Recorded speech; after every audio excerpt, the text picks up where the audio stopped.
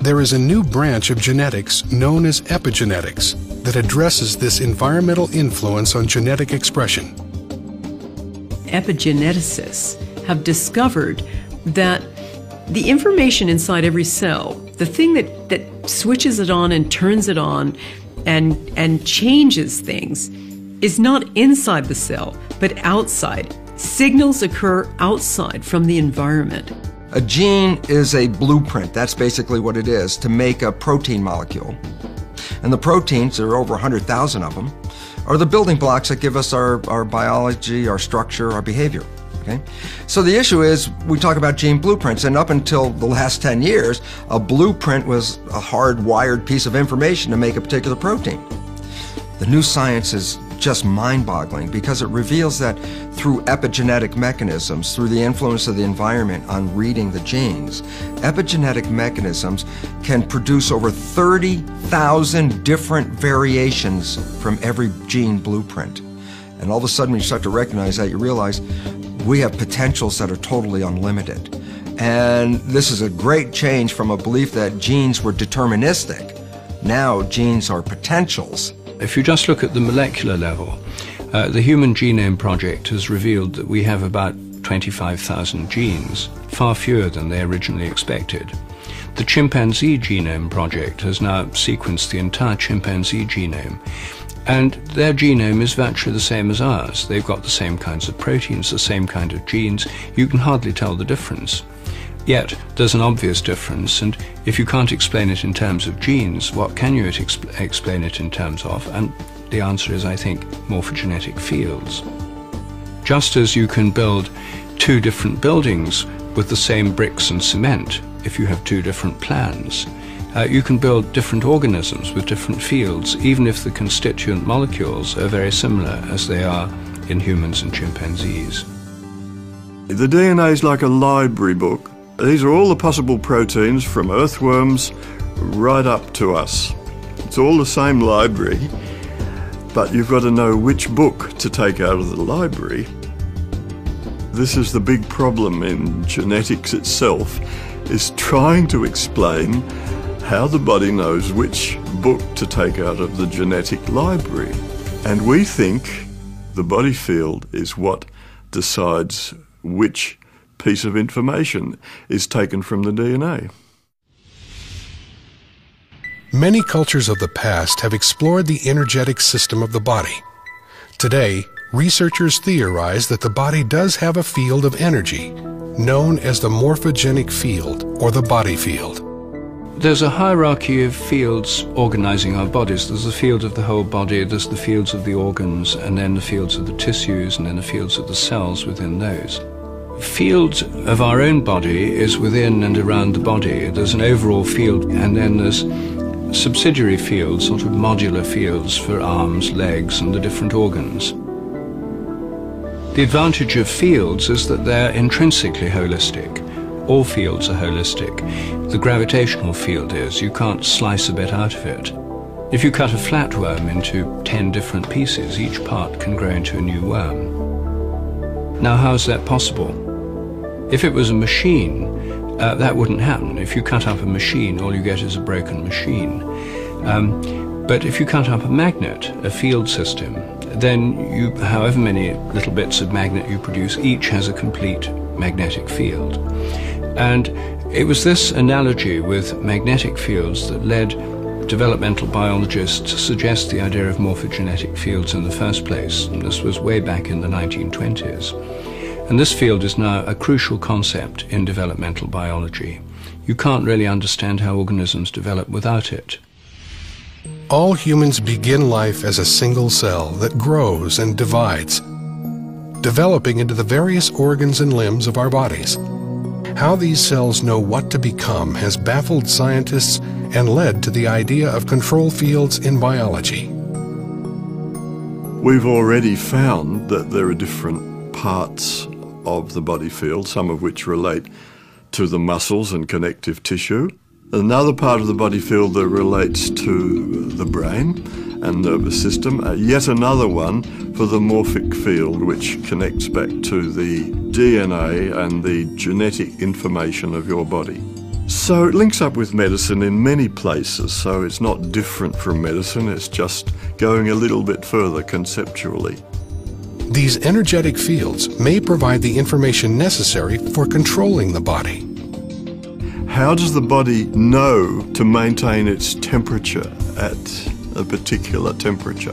What decides, or who decides, what is going to be the correct blood pressure for that person? Nobody knows, and we're saying, as a holistic idea, the body field decides to turn all the knobs. Morphogenetic fields, or more generally fields of information, yes, are control systems over and above the molecular level or the biochemical level. They're systems that organize the body, they organize the developing organism. Plants have them too, all animals have them. They maintain the form of the body, they help bodies to recover from disease or damage, they underlie regeneration, for example. We can go even further and could say that the human body actually is structured information. Or in other words, that the human body is an energy field. An energy field of standing, stationary, scalar waves that are correspondingly organized, structured, and contain a great deal of information. And I think that we really need a field-based model of the body if we're ever going to be able to integrate different forms of healing or medicine into a coherent understanding.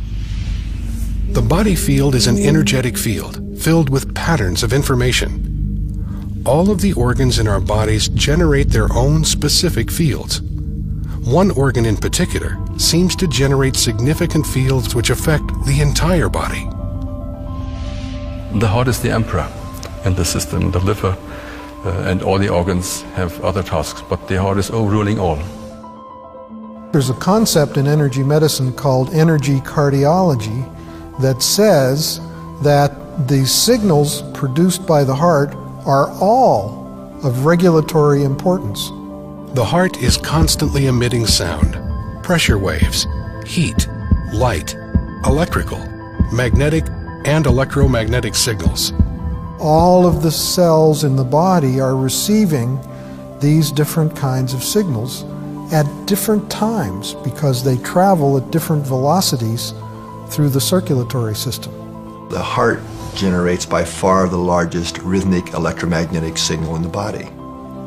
If you look at this magnetic field as a carrier wave, it's being modulated with information. So it's the carrier wave for information. And the work in our lab has shown quite clearly that it's modulated with emotional patterns. In other words, if we're feeling angry or frustrated, irritated, the information that's being imprinted on that magnetic field is very different than if we're feeling care or love or compassion towards that person. The heart has been found to have rhythmic beating patterns that can be incoherent or coherent. These patterns are closely linked to our emotions and how we feel. When the heart's rhythmic beating pattern is smooth and ordered, it's called a coherent rhythm. And that coherent rhythm entrains or synchronizes the brain rhythm, the nervous system, the bodily organs and glands all dance in harmony to that heart coherent rhythm. Positive emotions, what we tend to call positive, things like love, appreciation, care, forgiveness, gratitude, all lead to a very different kind of heart pattern than negative things. Like if we're feeling anger or irritation, anxiety, those create what are called incoherent rhythms or disordered patterns. On the other hand, we have the positive feelings when we're just appreciating the sunset and how beautiful it is. Our heart's beating out this what we call coherent rhythm. It's a sine wave-like pattern that the heart is sending to the brain. And we call it heart coherence because in research we find that the heart has to get into this synchronized, coherent, rhythmic pattern of heart rate in order for the rest of the brain and the nervous system and body to entrain and synchronize to that powerful rhythm. So it starts with the heart. When we feel the pulse, what we're feeling is the pressure wave created by the beating heart. It's not actually the flow of blood, it's the pressure wave. So every time the heart beats, that pressure wave goes to the brain and throughout the body. And if we look at the brain level, that pressure wave synchronizes all the neurons.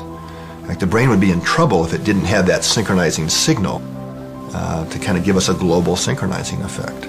When someone is in coherence, you can often feel their love or their compassion or their gratitude radiating. Coherence is the optimal physiological state that underlies learning and performance and facilitating the body's natural regenerative processes. The heart has its own intrinsic nervous system, which can sense, feel, remember, and process information that's independent from the brain. We always think of the information input system as being entirely in the brain. But we're now discovering information that the heart receives information first and then relays it to the brain. Studies have shown that the heart responds faster than the brain to outside stimulation.